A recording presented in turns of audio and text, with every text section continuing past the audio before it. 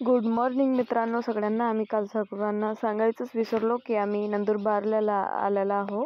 कालच आम्ही आलो नंदुरबारला आणि इथं सकाळ सकाळी किती सुंदर असं दृश्य आपल्याला पाहायला मिळते. पहाड त्यातून उगवते, सूर्याची किरणं खूप सुंदर अशी आमची सकाळ नंदुरबारमध्ये झालेली आहे. आणि लवकरात लवकर आम्हाला बाहेर जायचं आहे, त्याच्यामुळे आम्ही तयारी वगैरे केली. काही वेळ वाया न घालवता आम्ही तयारी करून निघालेलो आहे आता नंदुरबारला बाजारमध्ये जायला, कारण की खूप सारे कामं आहे. कारण की दुसऱ्या दिवशी आम्हाला बाहेर देखील जायचं होतं लग्नामध्ये, त्याच्यामुळं मग आम्ही निघालो आमच्या रिक्षामध्ये बसून. आणि पाहू शकता इथे बाहेरचं दृश्य किती सुंदर आहे. इथून लवकर आम्ही आमचा प्रवास खतम करून गेलो बाजारामध्ये. तिथं आम्ही पहिले गेलो पार्लरमध्ये, कारण की आम्हाला इथं काम होतं. आम्हाला करायची होती प्लकिंग, कारण की आम्हाला उद्या चांगल्या पद्धतीत जायचं आहे ना, म्हणून. त्यानंतर आता नंतर पाहू, ठीक आहे. मी प्लकिंग केल्यानंतर काय दिसते मी केली प्लकिंग. आणि तुम्ही पाहू शकता मी कोणतेही पेन्सिल लावत नाही. ही माझी ओरिजिनल ॲब्रो आहे, सर्व ओरिजिनलच आहे. बस स्किन काय करू मी याचं काय माहिती. केसाला कलर केल्यानंतर केस काळे होतात, प्लकिंग केल्यानंतर ॲब्रो चांगले होते, पण हे स्किन मी काय करू. जाऊ द्या, मी अशीच चांगली दिसते आहे ना मित्रांनो.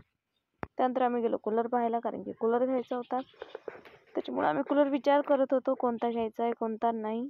आम्ही बघितलेले होते हे 2 कूलर, त्याच्यामधून हा घ्यायचा की हा घ्यायचा आम्हाला समजत नव्हता. आता तुम्हीच सांगा, मी हा घेतला की हा. दादा जे पॅक करत आहे तो आमचाच कूलर आहे.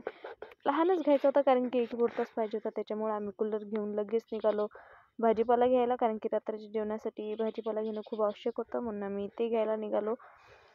भाजीपाला घेतला, त्यानंतर आम्ही खूप फिरलो, आम्ही थकलो. त्याच्यामुळे आम्ही थोडंसं बदाम मिल्कशेक पिलो, कारण की खाल्ल्याशिवाय तर आपण राहू शकत नाही. नंतर आपण चिप्स खाल्ले, नंतर थोडंसं कोल्ड्रिंक वगैरे पिलो. आणि इथं आपण पाहू शकता बडबडे लोक वापस गोष्टी करायला बसलेले आहे. सोडा यांना, आपण तर आपल्या चिप्सवर फोकस करू, असं करून मी खाल्लेली.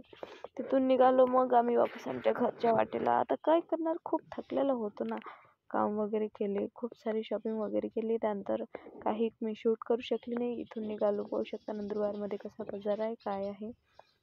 इथून पुन्हा आम्ही आमच्या वाटला घरी जाण्याच्या रस्त्याला निघालो.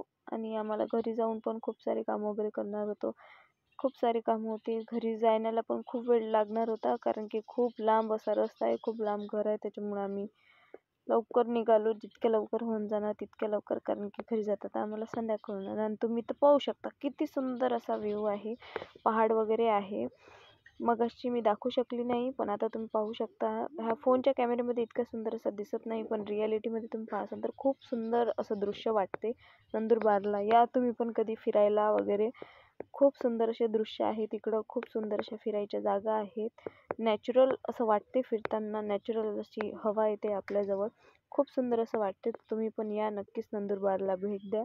नक्की या फिरायला नंदुरबार. नाही तर पाहू शकता तुम्ही समोर एक झाड आहे, किती मोठं असं झाड आहे. बाकीचे झाड सर्व लहान लहान आहे, हेच खूप मोठं आहे. तिथून आम्ही लवकर निघालो. वापस आमचं खाणं चालू झालं. इथं वाटाण्याच्या शेंगा आम्ही खाल्ल्या, टरबूज खाल्लं आणि शेंगा खाल्ल्या. असं खूप सारं आम्ही आमचं पोट भरून घेतलं. तरी मॅडम आमच्यासाठी स्वयंपाक करत आहे.